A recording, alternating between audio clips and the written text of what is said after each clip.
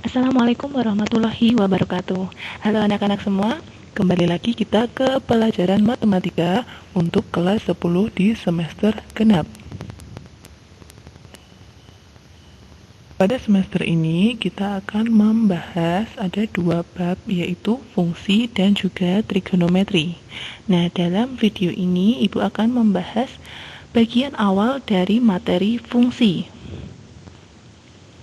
Setelah melaksanakan pembelajaran ini, diharapkan kalian nanti mampu menjelaskan dan menentukan fungsi, terutama fungsi linier, fungsi kuadrat, dan fungsi rasional, secara formal yang meliputi notasi, daerah asal, daerah hasil, dan ekspresi simbolik, serta sketsa grafiknya.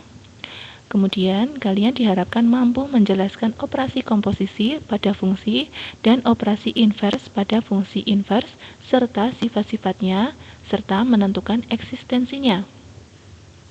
Yang ketiga, kalian diharapkan dapat menganalisis karakteristik masing-masing grafik, yaitu titik potong dengan sumbu, titik puncak, dan juga asimtot. Dan yang terakhir, diharapkan kalian nanti mampu menyelesaikan masalah yang berkaitan dengan operasi komposisi dan operasi invers suatu fungsi. Baik, kita masuk ke bagian fungsi. Fungsi yang akan dibahas yang pertama adalah relasi dan fungsi. Terdiri dari relasi, fungsi, sifat fungsi, jenis fungsi. Kemudian, setelah itu kita akan mempelajari tentang operasi aljabar fungsi, yaitu operasi penjumlahan, pengurangan, perkalian, dan juga pembagian fungsi. Bagian ketiga kita akan mempelajari tentang fungsi komposisi. Yang dibahas adalah komposisi 2 fungsi dan komposisi 3 fungsi.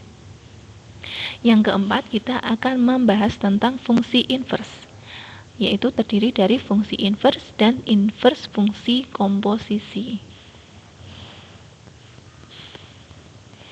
Kita ke bagian yang pertama, yaitu relasi dan fungsi. Masih ingatkah kalian dengan relasi? Apa itu relasi? Relasi dari himpunan A ke himpunan B adalah suatu aturan atau hubungan yang memasangkan anggota-anggota himpunan A dengan anggota-anggota himpunan B. Relasi antara dua himpunan dapat dinyatakan dengan 3 cara. Yang pertama menggunakan diagram panah, yang kedua dengan himpunan pasangan berurutan, dan yang ketiga dengan diagram kartesius. Untuk lebih jelasnya, kita lihat contoh berikut. Diketahui himpunan P yang terdiri dari pilot, sopir, masinis, dan nahkoda, serta himpunan Q yang terdiri dari mobil, kereta api, pesawat, kapal, dan juga bus. Relasi yang menghubungkan himpunan P dan himpunan Q adalah orang yang mengemudikan.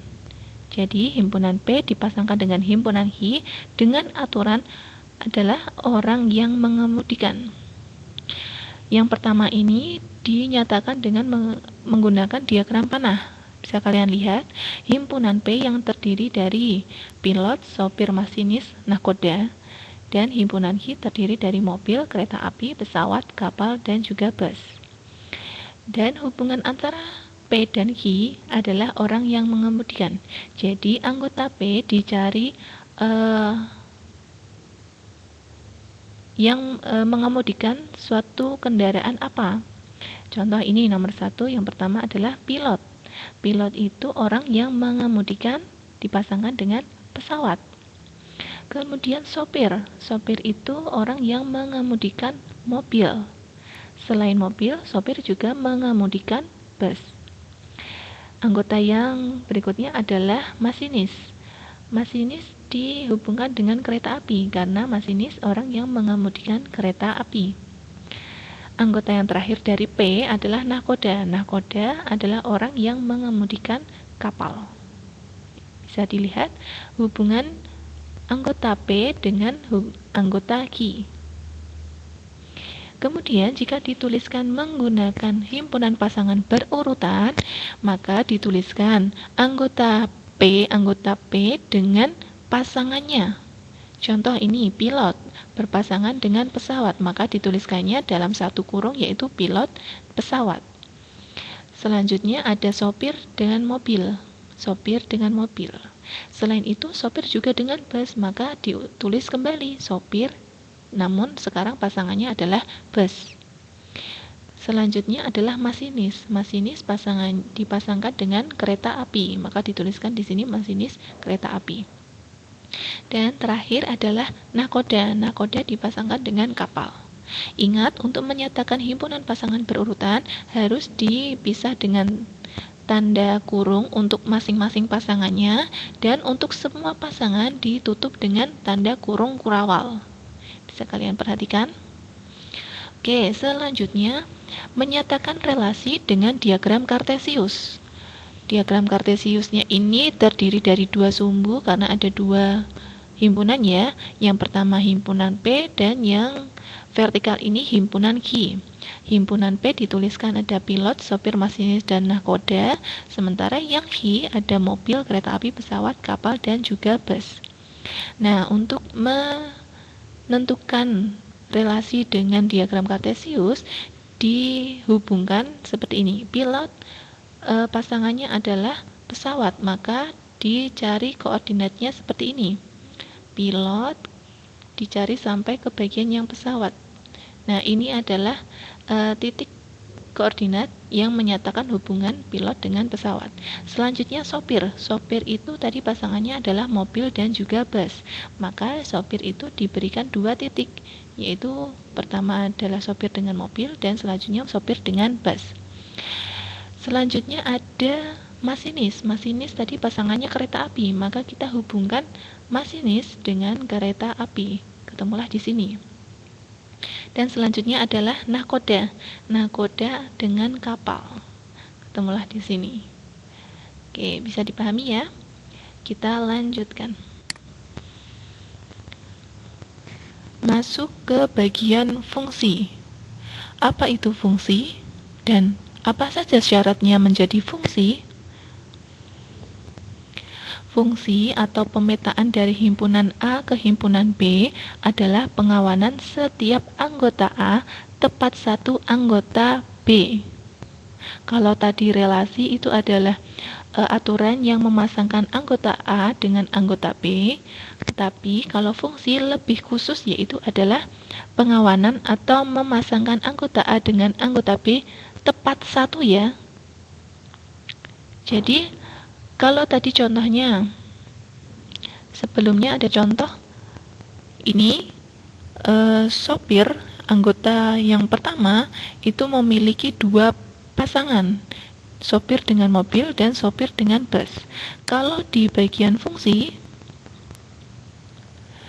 itu tepat satu, jadi anggota A hanya punya satu pasangan di anggota B. Nah, syaratnya yaitu jelas yang pertama, setiap anggota A mempunyai kawan di B. Semua anggota A, jadi yang himpunan yang pertama ya, itu punya kawan di himpunan yang kedua.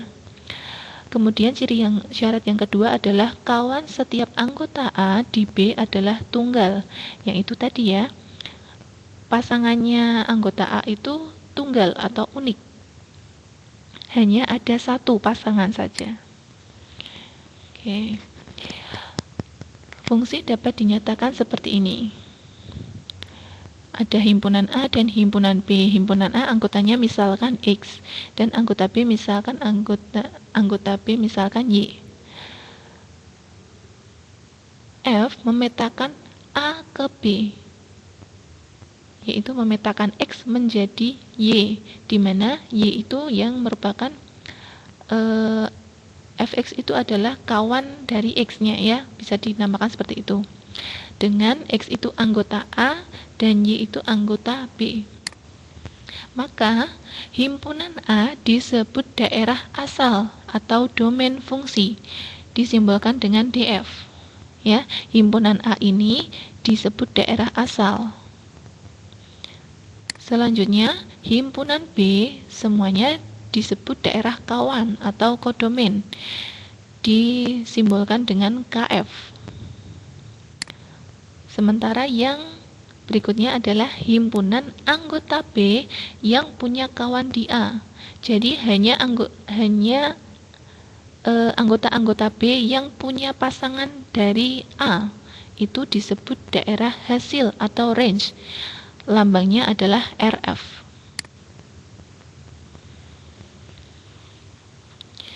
Oke, berikutnya kita membahas tentang sifat-sifat fungsi. Ada 4 macam sifat fungsi. Yang pertama adalah fungsi into, di mana ada anggota kodomain tidak punya kawan. Jadi di daerah di daerah kawan atau kodomain ini itu ada anggota B yang tidak punya pasangan dari himpunan A. Nah, bisa kalian perhatikan di sini ada satu titik yang tidak mendapat pasangan garis dari A. Itu disebut dengan fungsi into. Selanjutnya, berikutnya ada fungsi onto atau bisa disebut dengan fungsi surjektif.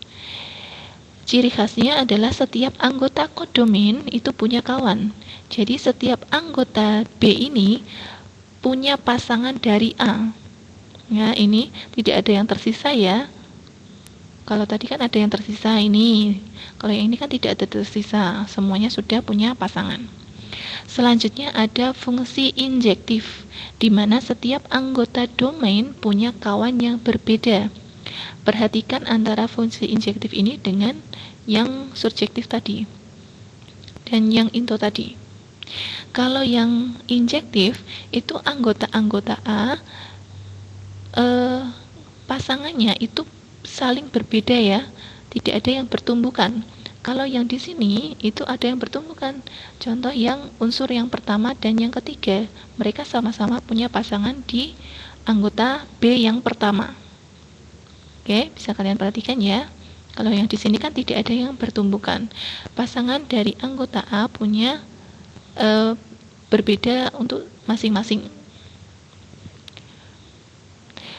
Selanjutnya ada fungsi bijektif. Nah, fungsi bijektif ini ciri khasnya adalah dia memiliki sifat injektif sekaligus sifat surjektif.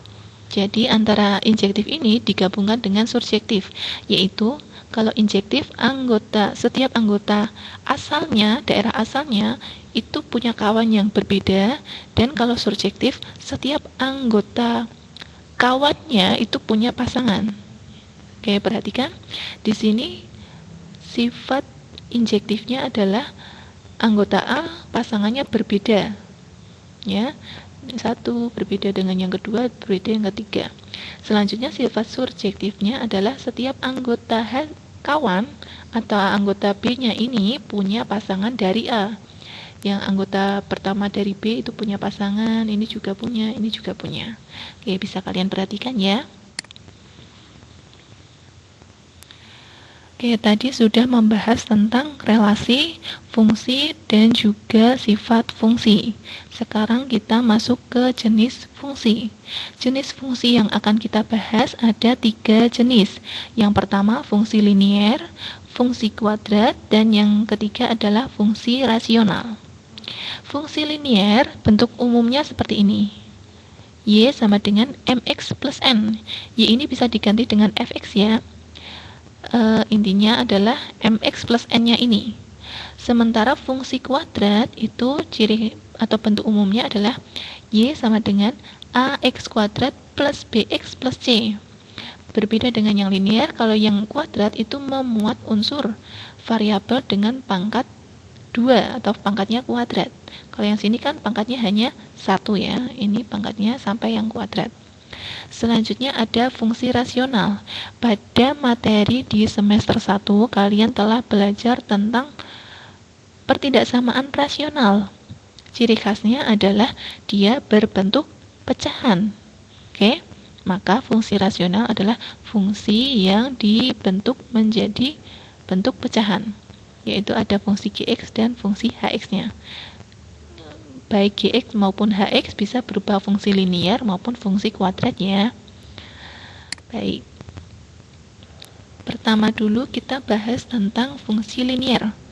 Fungsi linier adalah suatu fungsi yang memiliki variabel dengan pangkat tertinggi 1, atau suatu fungsi yang grafiknya merupakan garis lurus.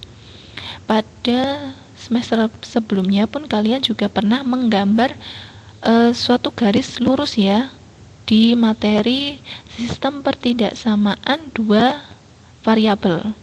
Itu ada menggambar bentuk fungsi linier. Bisa kalian cek kembali materinya. Oke, kemudian bentuk umum dari fungsi linier adalah f dipetakan dari f memetakan x ke mx plus n, atau bisa dituliskan menjadi fx sama dengan y sama dengan mx plus n, dengan a dan b adalah bilangan real. Selanjutnya, domain dari fungsi fx sama dengan mx plus n merupakan semua nilai x pada grafik atau bilangan real, dan dapat dinotasikan dengan df atau domain f sama dengan x, di mana x anggota bilangan real. Jadi, domain untuk fungsi linier adalah bilangan positif, bilangan 0, dan juga bilangan negatif. Itu semuanya adalah domain dari fungsi linier. Sementara range atau daerah hasilnya dari fungsi linier juga merupakan semua nilai y pada grafik atau bilangan real. Dapat dinotasikan dengan RF atau range f sama dengan y, di mana y anggota bilangan real. Jadi kalau domainnya itu yang x-nya atau yang biasanya horizontal, itu semuanya dari bilangan negatif 0 dan bilangan positif. Hasilnya, range-nya juga dari sumbu y, mulai dari bilangan negatifnya 0 dan juga sampai positif. Baiklah, sampai di sini dulu pembahasan bagian pertama fungsi. Apakah ada yang mau ditanyakan? Jika ada pertanyaan, silakan tuliskan di ruang belajar Semanka Batik. Ibu tunggu pertanyaan kalian. Setelah itu, persiapkan untuk mempelajari tentang fungsi kuadrat dan fungsi rasional. Kita akan bahas materi tadi di pertemuan selanjutnya. Oh ya, nanti akan Ibu berikan latihan soal di ruang belajar. Persiapkan bukunya, selesaikan dengan baik, kemudian foto hasil pekerjaan kalian dan kirimkan di ruang belajar. Ibu akan beri waktu sampai nanti pukul 6 sore. Oke? Baik, sekian untuk materi pertama kita hari ini. Terima kasih. Wassalamualaikum warahmatullahi wabarakatuh.